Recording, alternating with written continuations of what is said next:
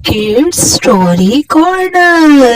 सरला के पति को गुजरे कई साल बीत चुके थे। वो अपने दोनों बच्चों के पालन पोषण के लिए ऑमलेट का ठेला लगाती थी। सरला ने रोशनलाल कपड़े वाले की दुकान के बाहर 1000 रुपए महीने पर जगह ले रखी थी। सरला ने बच्चों को सरकारी स्कूल में डाल रखा था। वो सुबह से लेकर रात तक ठेले पर बहुत मेहनत करती थी। सरला ताई, एक आमलेट बनाना, थोड़ी हरी मिर्च ज्यादा कर देना है। मुझे पता है मुकेश जी, आप ऑमलेट में हरी मिर्च ज्यादा ही लेते हो। हाँ जी, आपको भैया बिना मक्खन वाला 20 रुपए और मक्खन वाला ऑमलेट 30 रुपए का है। सरला ताई, 2 प्लेट आमलेट ब्रेड बना देना। मैं आपको अभी थोड़ी देर में पैसे देता हूँ, ठीक है ना? चंदन भैया, आपके पिछले पैसे भी अभी देने बाकी हैं। 10 प्लेट ऑमलेट के पैसे हो गए हैं। अरे तो दे दूंगा सरला ताई, न तुम कहीं जा रही हो न मैं यहाँ से भागा जा रहा हूँ। चंदन भैया, कोशिश करना ये पैसे आप मुझे जल्दी दे देना। मेरी भी रोजाना की लागत लगती है ये सब सामान लाने में। उधार देती रही तो कमाऊंगी क्या और खाऊंगी क्या? क्या हो रहा है चंदन? उधार के पैसे दे दिया करो। गरीब आमलेट वाली से उधार में खाने की जगह पैसे देकर खाया करो। सेठ जी, दे तो देता हूँ, वो तो मेरे पास छुट्टे नहीं थे इसलिए बाद में दे देता। सरला ताई, महीने के 1000 रुपए कब दे रही हो? भाई जी, आपको मैं कल पकड़ा दूंगी। चंदन, कल साड़ियों का नया माल आना है, मुझे डॉक्टर के पास जाना है, तो मैं थोड़ी देर से आऊंगा। तुम सारा माल उतरवा लेना। ठीक है सेठ जी, मैं रखवा लूंगा। अगले दिन रोशनलाल डॉक्टर के पास चला जाता है। चंदन दुकान पर साड़ियों का माल उतरवा रहा था, तभी उसका दोस्त मदन आ जाता है।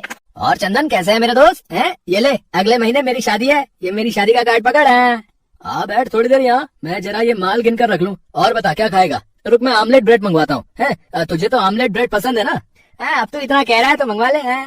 सरला ताई, 2 ब्रेड आमलेट देना, मक्खन मार के, एकदम बढ़िया है। पैसे तो इसकी जेब से निकलते नहीं है। रोजाना उधार ले लेकर मेरे ब्रेड ऑमलेट खाता है। बस 1-2 दिन और देखूंगी, नहीं तो इससे अपना हिसाब करती हूँ। ये तुम्हारा ऑमलेट ब्रेड। सरला ताई, करता हूँ मैं हिसाब 1-2 दिन में। चंदन और मदन ब्रेड ऑमलेट खाने लगते हैं। कुछ देर बाद मदन वहाँ से चला जाता है, तभी रोशनलाल आ जाता है। चंदन, साड़ियों का माल गिन लिया? 250 पीस आए होंगे। मैं एक बार दोबारा गिनकर ही लगा रहा था सेठ जी। अरे इसमें तो 5 पीस कम है सेठ जी। अभी कुछ देर पहले मैंने 250 पीस गिनकर उतारे थे। तो जमीन निकल गई या आसमान खा गया है? 5 साड़ी कम है चंदन। माल किसने चुराया? आसानी से बता दो। सेठ जी, मैं तो कितना पुराना नौकर हूँ, आज तक आपकी दुकान से कभी भी मेरे रहते चोरी नहीं हुई। 1 सेकंड सेठ जी, मैं समझ गया चोरी किसने की है। जब मैं अपने दोस्त मदन को उसकी शादी के लिए कुछ साड़ियाँ दिखा रहा था, सरला ताई आमलेट ब्रेड देने आई थी। मुझे लगता है नजरें बचाकर सरला ताई ने ही साड़ियाँ चुरा ली। सरला ताई, जरा ठेला छोड़कर इधर आना। क्या हुआ भैया जी, आपने बुलाया? ठेले पर ग्राहक खड़े हैं। चोर कहीं की, मेरी दुकान से साड़ियाँ चुरा कर अपना ठेला चलाएगी। मैं अभी पुलिस को बुलाता हूँ, तभी उगलेगी तू कि तूने चोरी की है। नहीं भैया जी, मैंने कोई चोरी नहीं की। मैं भला आपकी दुकान से साड़ियाँ कैसे चोरी कर सकती हूँ? मुझे कुछ भी नहीं पता इस बारे में भैया जी। सरला ताई, दुकान पर तू ही तो आमलेट और ब्रेड लेकर आई थी ना उसी वक्त। मैं माल को गिनकर रख रहा था, 5 साड़ियाँ कम हुई हैं और यकीनन वो साड़ियाँ तुमने ही चुराई हैं और कोई तो दुकान पर आया ही नहीं। चंदन, पुलिस को फोन मिलाओ, इसे चोरी करने की सजा मिलनी ही चाहिए। भैया जी, ऐसा मत करो। घर पर मेरे छोटे छोटे बच्चे मेरी राह देख रहे होंगे। मुझे जेल में मत भेजो। मैंने कोई चोरी नहीं की है, मेरे ऊपर रहम करो। ठीक है, मैं तुझे पुलिस के हवाले नहीं करूंगा, पर मुझे आज के बाद तेरा ठेला अपनी दुकान के बाहर नजर ना आए, नहीं तो पुलिस को बुलाने में मुझे देर नहीं लगेगी। चाप 2000 रुपए मुझे पकड़ा और निकल यहाँ से, और बाकी की साड़ियों के 8000 रुपए मुझे तू लौटा देगी अगले हफ्ते ही। सरला फूट फूट कर रोते हुए 2000 रुपए रोशनलाल को देकर अपना ठेला उसकी दुकान के आगे से हटा लेती है। पर एकदम से ग्राहकों से बंधी हुई जगह छूट जाने से सरला के काम का बहुत नुकसान होता है। सड़क पर बने एक खंबे के सहारे वो अपना ठेला लगा तो लेती है, पर पहले उसका ठेला बाजार के बीच में था, इसलिए ग्राहक बहुत आ जाते थे। अब कॉलोनी की जगह होने की वजह से ग्राहक भी नहीं आते थे और ऊपर से जगह के भी 2000 रुपए और देने पड़ते थे। सरला बहुत परेशान रहने लगी थी। उसकी कमाई बिल्कुल ना के बराबर हो गई थी। ऊपर से उसका मन खराब था कि उस पर चोरी का झूठा इल्जाम लगा हुआ था। वो ज्यादा कुछ बोल भी नहीं सकती थी, उसे बच्चों की चिंता थी। एक दिन, माँ, मेरा स्कूल का स्वेटर छोटा हो गया है, मेरे लिए नया स्वेटर ला दो माँ। माँ, मेरे भी जूते फट गए हैं, मेरे पैरों में देखो कट पड़ गया है। क्या करूँ, कहाँ से इंतजाम करूँ, कुछ समझ नहीं आ रहा। रोशनलाल जी को भी 8000 रुपए देने पड़ेंगे। नई जगह पर ग्राहक भी नहीं आ रहे हैं। सरला बहुत परेशान थी।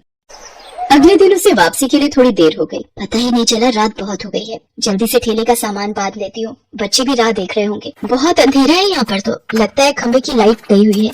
ये रोशनलाल जी की दुकान अभी तक खुली हुई है, पर दुकान में अंधेरा क्यों है? अरे ये तो चंदन और उसका दोस्त मदन है। रोशनलाल जी कहीं दिखाई नहीं दे रहे, कुछ तो गड़बड़ है। ये दुकान की साड़ियाँ गाड़ी में क्यों रख रहा है, और वो भी इतनी रात में? रोशनलाल जी को फोन करके पता करती हूँ। सरला रोशनलाल को अपने मोबाइल से फोन मिलाती है और सारी बात बताती है, जिसे सुनकर रोशनलाल हैरान हो जाता है और वो सरला के कहने पर दुकान पहुंचता है। अरे सेठ जी, आप इस वक्त वो मैं दुकान में माल को चेक करने। इस वक्त तुम कौन सा माल चेक करने आए हो? और ये मदन क्या कर रहा है तुम्हारे साथ? मैंने तुम्हें चाबी इसलिए पकड़ाई थी कि मुझे सुबह किसी जरूरी काम से बैंक जाना था, ताकि तुम दुकान जल्दी खोल सको।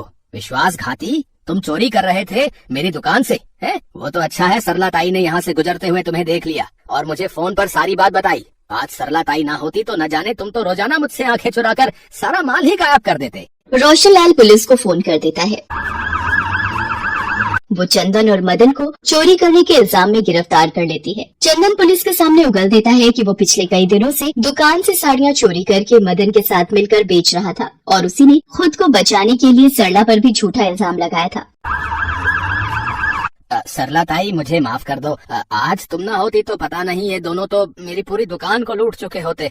तुम्हारा बहुत बहुत शुक्रिया। और मैंने तुम्हारे साथ इतना गलत व्यवहार किया, फिर भी तुमने आज मेरी सहायता की। तुम्हें कहीं और जाने की जरूरत नहीं है। तुम मेरी दुकान के बाहर ही अपना आमलेट का ठेला लगाओगी और मैं उसके कोई पैसे तुमसे नहीं लूंगा, बल्कि मुझे तो तुम्हारे जैसे विश्वासी लोगों की ही जरूरत है जो मेरी दुकान का ऐसे चोरों से ख्याल भी रखेंगे।